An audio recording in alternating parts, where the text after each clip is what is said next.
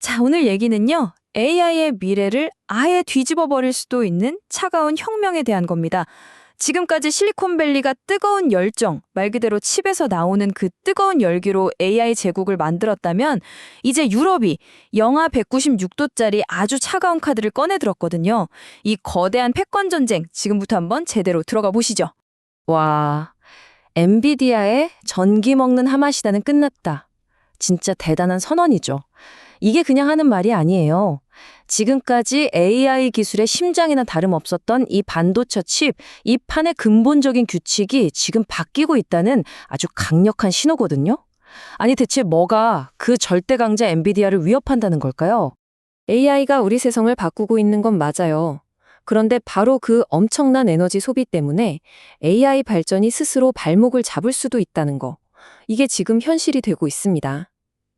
이 눈부신 발전 뒤에는 사실 이대로 괜찮을까 하는 아주 큰 위기감이 숨어 있었던 거죠. 자, 그래서 첫 번째로 살펴볼 건 바로 이겁니다. AI의 거대한 전력 문제. 도대체 지금 AI 기술이 왜 한계에 부딪혔다고 하는지 그 핵심 원인인 전력 문제부터 한번 파헤쳐 보겠습니다. AI 수요가 정말 폭발적으로 늘면서 전 세계 데이터 센터들이 전력 위기에 빠졌어요. 이건 뭐 거의 비명에 가까운 수준입니다. 말 그대로 전기를 구하러 다니는 전력 난민 신세가 된 거죠. 당연히 이건 절대로 지속 가능한 방식이 아니겠죠. 그 문제의 핵심에는 바로 이 기존의 실리콘 칩이 있습니다. 칩 안에서 전자들이 움직일 때 전기 저항이라는 걸 만나거든요. 이걸 쉽게 비유하자면 마치 꽉 막힌 출퇴근길 고속도로 같은 거예요. 차들이 서로 부딪히고 섰다 갔다를 반복하면서 쓸데없이 기름만 낭비하잖아요? 그거랑 똑같습니다. 그 결과로 나오는 게 바로 이 어마어마한 열, 그리고 엄청난 에너지 낭비인 거죠. 50% 이상이라니 이거 정말 충격적인 숫자 아닙니까?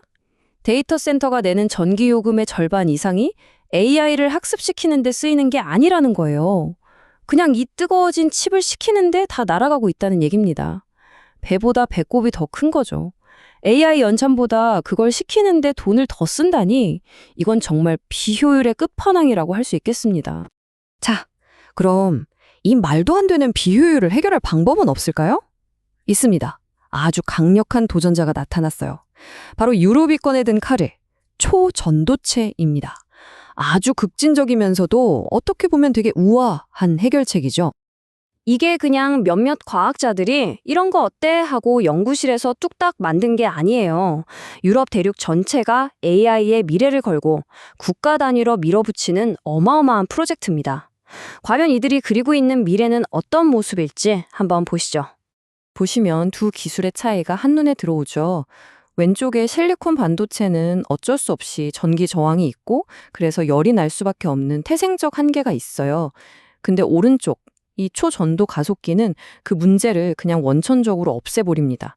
에너지는 거의 안 쓰고 열도 안 나고 저하는 아예 제로. 이건 뭐 성능 좀 좋아졌다 이런 차원이 아니에요. 그냥 게임의 판 자체를 바꾸는 그야말로 혁명인 거죠. 그리고 바로 이 숫자 5%. 이게 모든 걸 말해줍니다.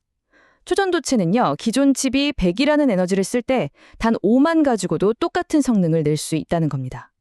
무려 95%의 에너지를 아끼는 거예요. 이게 얼마나 대단한 거냐면 자동차 100대가 뿜던 매연을 단 5대가 뿜는 수준으로 줄이는 거랑 똑같아요. 바로 이 기술이 앞으로 AI 산업이 계속 성장할 수 있느냐, 없느냐를 결정질 열쇠가 될 수 있다는 겁니다. 아니 근데 어떻게 이런 게 가능할까요? 에너지 손실이 거의 없다니? 자, 이제 그 비밀의 핵심, 저항 제로의 원리를 한번 쉽게 파헤쳐 보겠습니다. 초전도 현상의 비밀은 바로 아주 차가운 온도, 즉 극저온에 있습니다. 특정 물질을 영하 150도 이하로 확 냉각시키잖아요. 그러면 원래 제멋대로 돌아다니던 전자들이 갑자기 둘씩 짝을 이뤄요. 이 쿠퍼쌍이라는 짝꿍들은요, 마치 유령처럼 물질 속을 아무런 방해 없이 쓱 통과해버립니다. 원자랑 부딪히지도 않아요. 그러니까 전기 저항이 마법처럼 0이 되는 거죠. 정말 신기하죠? 자, 아까 실리콘 칩을 꽉 막힌 고속도로라고 했던 거 기억나시죠? 초전도체는 그 반대라고 생각하시면 돼요. 이건 그냥 마찰도 없고 막히는 구간도 없는 뻥 뚫린 초고속도로입니다. 전자들이 그야말로 완벽하게 아무런 방해 없이 질주하니까 당연히 쓸데없는 열이나 에너지 낭비가 생길 수가 없는 거예요. 그럼 이 엄청나게 차가운 온도는 어떻게 유지할까요? 바로 액체 질소를 이용합니다. 먼저 기체 상태의 질소를 꾹 압축해서 냉각시키면 영하 196도에서 액체가 돼요. 바로 이 액체 질소가 칩 주변에 설치된 관을 따라서 계속 순환하는 겁니다. 그러면서 칩에서 나오는 아주 작은 열까지 싹 흡수해서 계속 초저온 상태를 만들어주는 거죠.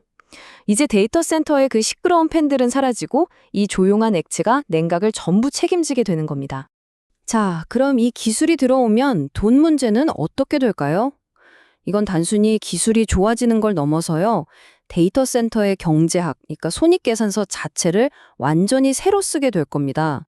만약 여러분이 투자자라면 어떤 선택을 하시겠어요? 물론 이 초전도 시스템을 처음 설치하는 비용은 지전보다 더 들겠죠. 하지만 진짜 중요한 건 그 다음입니다. 한번 보세요. 전기요금, 냉각 비용 같은 운영비가 말 그대로 수직으로 뚝 떨어집니다. 몇 년만 운영하면 초기 투자비 뽑고도 남는다는 계산이 나와요. 장기적으로 보면 이건 뭐 비교가 안 될 정도로 훨씬 이득인 장사인 거죠. 그러니까 미래의 데이터 센터는 지금과는 완전히 다른 모습이 될 거예요. 윙 하고 굉음을 내는 거대한 팬들 대신 조용한 액체 질소 시스템이 그 자리를 차지하겠죠. 이건 단순히 운영비를 아끼는 차원의 얘기가 아니에요. 국가 전체의 전력망에 기대는 비중을 확 줄일 수 있다는 뜻이거든요.